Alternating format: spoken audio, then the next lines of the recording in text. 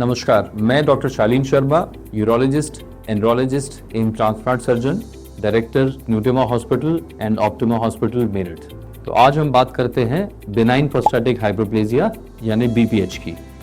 BPH क्या है? BPH का मतलब है एज के साथ साथ जो प्रोस्टेट ग्लैंड है, जो कि नॉर्मली हमारे सेमेनिन फ्लूइड्स बनाती है, ये बढ़ जाती है।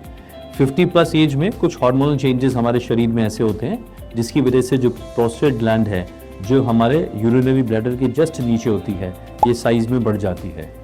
और इसका साइज़ बढ़ने के साथ साथ हमारा यूरिन जो है उसमें ऑब्स्ट्रक्शन आने लगता है या रुकावट होने लगती है। What are common symptoms associated with BPH? इससे हमारा पुअर फ्लो यानी जो यूरिन का फ्लो होता है वो कमज़ोर हो जाता है।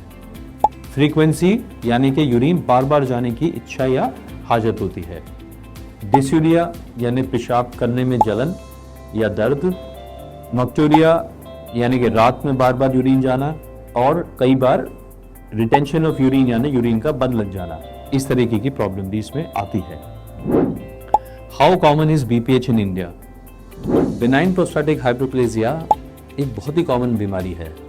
अगर हम प्रोस्टेट एनलार्जमेंट की या जो पैथोलॉजिकल चेंजेस हैं उसकी बात करें तो 50 ईयर्स से ऊपर 50%, 60 ईयर्स से ऊपर 60%, 70 ईयर्स से ऊपर 70%। तो जो प्रोस्टेट एनलार्जमेंट या प्रोस्टेट में जो चेंजेस आते हैं इसके साथ साथ, वो ऐसा कहा जाता है कि जैसे बाल सफ़ेद होना लाजमी है या कैटरैक्ट हो जाता है उम्र के साथ साथ, ऐसे ही प्रोस्टेट बढ़ता ही बढ़ता है।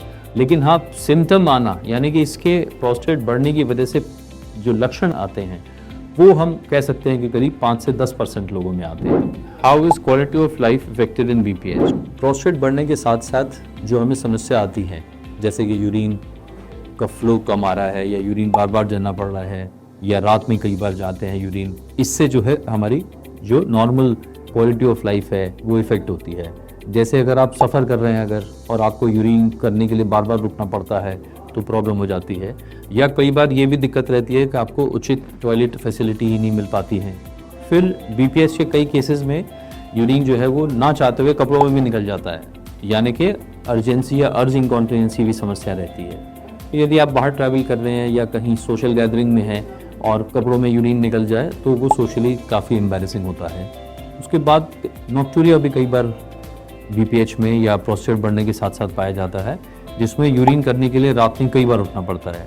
इससे जो है वो सोने में दिक्कत आती है, नींद नहीं पूरी होती, कई बार दिन इस वजह से ठीक नहीं निकलता या स्वभाव में चिड़चिड़ापन आ जाता है, या जो लोग काम करते हैं वो काम में मन नहीं लगा पाते। तो ये प्रॉब्लम है बीपीएच, जो कि एक काफ़ी कॉमन एलिमेंट है और जिसकी परेशानी और दिक्कत की वजह से क्वालिटी ऑफ लाइफ जो है वो मेजरली इम्पैक्ट होती है। और इसका जो है इस तरह के सिम्टम्स अगर आप महसूस करते हैं तो आप उचित सलाह लें, डॉक्टर को दिखाएं और इसका ट्रीटमेंट पाएं। Thank you.